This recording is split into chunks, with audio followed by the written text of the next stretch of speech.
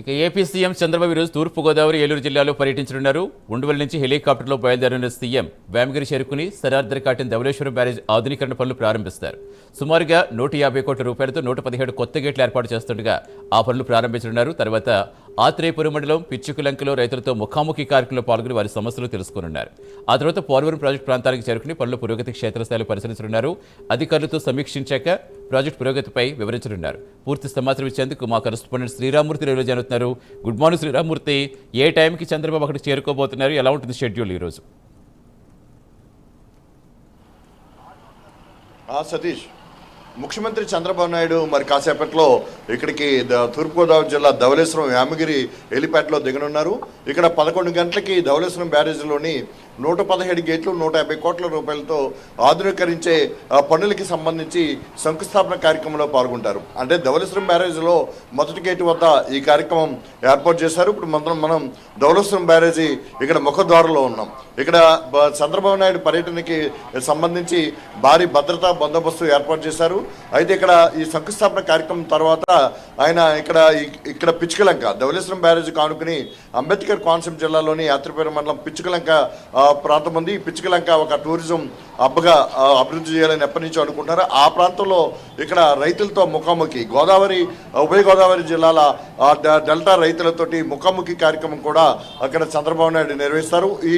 ఈ ముఖాముఖిలో రైతులు ఎదుర్కొంటున్న సమస్యలు ఏంటి, గోదావరి డెల్టాలో ఉన్న ప్రాంతంలో ఉన్న కాలువలు కానీ మురికాలువలు కానీ ఇతర సమస్యలు ఎదుర్కొంటున్న సమస్యలు కూడా ఆయన నిశ్చితంగా అడిగి తెలుసుకునే ఇందుకు వీలుగా ఇక్కడ వేదికను కూడా ఏర్పాటు చేశారు. అయితే ప్రధానంగా ఈ కార్యక్రమం తర్వాత 1 గంట వరకు ఇక్కడ ధవళేశ్వరం బ్యారేజ్ దగ్గర ఇక్కడ రైతులతో ముఖాముఖి ఈ శంకుస్థాపన కార్యక్రమంలో పాల్గొన్న తర్వాత ఇక్కడ నుంచి మళ్ళీ బయలుదేరి పోలవరం ప్రాజెక్టుకి వెళ్తారు. పోలవరం ప్రాజెక్టులో చూసినట్లయితే మధ్యాహ్నం 2 గంటల నుంచి సాయంత్రం 5 గంటల వరకు కూడా ఆ పోలవరం ప్రాజెక్టులో ఏదైతే ఎత్తకం రాక్పిల్ డ్యామ్ ఉందో ఆ నిర్మాణ పనులు గ్యాప్ 2 పనులు కొనసాగుతూ ఉన్నాయి. ఆ పనుల ప్రగతిని పరిశీలిస్తారు. అలాగే ఆ పవర్ ప్రాజెక్టు పనులు ఇప్పటికే పూర్తి కావచ్చాయి. ఆ పవర్ ప్రాజెక్టులో కీలకమైన దశ అంతా ముగిసింది.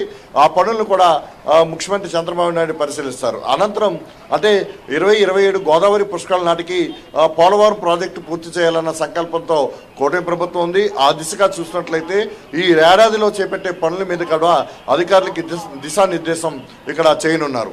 ఈ నేపథ్యంలో చూసినట్లయితే ఇక్కడికి రైతులు కూడా ఇప్పటికే తరలి వస్తూ ఉన్నారు. అలాగే ఇక్కడ భారీ భద్రత చంద్రబాబు నాయుడు సభకి ఇక్కడ పర్యటనకి ఏర్పాట్లు చేశారు. ఇక్కడ చూసినట్లయితే ధవళేశ్వరం సరార్దర్ కాటన్ బ్యారేజీ దిగువ నుంచి కూడా పైకి కొన్ని ట్రాఫిక్ నియంత్రణలు పెట్టారు. ఆయన వచ్చే సమయానికి ట్రాఫిక్ని మళ్లిస్తారు. ఇక్కడ ఏదైతే పైలాన్ నిర్మాణం కూడా పూర్తి చేశారు. మొత్తం ఏర్పాట్లన్నీ పూర్తయ్యాయి. ఇక్కడ కొత్తపేట ఎమ్మెల్యే బండారు సత్యానందరావు ఆధ్వర్యంలో ఇక్కడ సభ ఏర్పాట్లు కూడా ఏదైతే రైతులతో ముఖాముఖి కార్యక్రమం కూడా కొనసాగనుంది. అదే గోదావరికి వరద కూడా తగలడంతో ఇప్పుడు గేట్లన్నీ కూడా ఎత్తి ఉండటంతో జలకాలు కూడా ఇక్కడ చోటు చేసుకున్న పరిస్థితి ఉంది. ఈ నేపథ్యంలో చూసినట్లయితే గోదావరి డెల్టా ఆధునికీకరణకు ముఖ్యమంత్రి చంద్రబాబు నాయుడు హామీ ఇస్తారని చెప్పి ఇక్కడ రైతులు ఆశతో ఎదురు చూస్తున్నారు. దీనికి సంబంధించి ఇటీవలే లైడార్ ఒక సర్వే కూడా పూర్తి చేశారు. డెల్టా ఆధునీకరణ ఎట్లా ఉండాలి, కాలువల పరిస్థితి ఎట్లా ఉంది, మురికాలువల పరిస్థితి ఎట్లా ఉంది, ఇక్కడ గోదావరిలో కానీ సముద్రంలో కానీ కలిసే అవుట్ఫాల్స్ వేస్ ఎట్లా ఉన్నాయి అన్నటి మీద కూడా ఒక లైడార్ సర్వే ద్వారా ఒక కార్యాచరణ కొద్దం చేశారు. ఏదైనా ఈరోజు ముఖ్యమంత్రి చంద్రబాబు నాయుడు పర్యటనలో కొన్ని రైతులకి ప్రయోజనకరంగా చేకూర్చే విధంగా కొన్ని హామీలు కూడా లభిస్తాయని, ఆ పనులు కూడా జరుగుతాయని కూడా చూస్తున్నారు.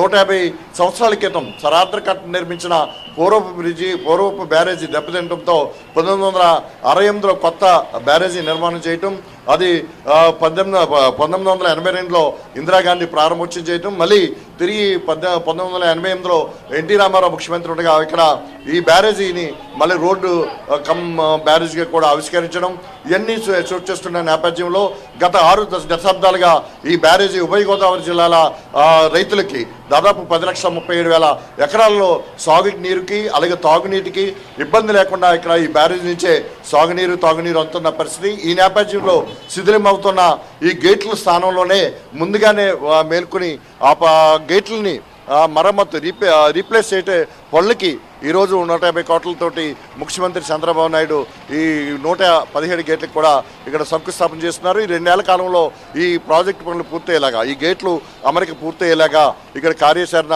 సిద్ధమైంది. ఇప్పటికే టెండర్లు ఖరారైన పనులు కూడా, గేట్ల నిర్మాణ పనులు కూడా ప్రారంభమయ్యాయి. ప్రస్తుతం ముఖ్యమంత్రి చంద్రబాబు నాయుడు కోసం ఇక్కడ ప్రజాప్రతినిధులు, రైతులు, అలాగే ఈ ప్రాంత ప్రజలంతా కూడా ఎదురు చూస్తున్న పరిస్థితి ఉంది. 11 గంటలకి ఇక్కడ ఈ శంకుస్థాపన కార్యక్రమం జరగనుంది. Satish. Right, thank you Sriramurthy.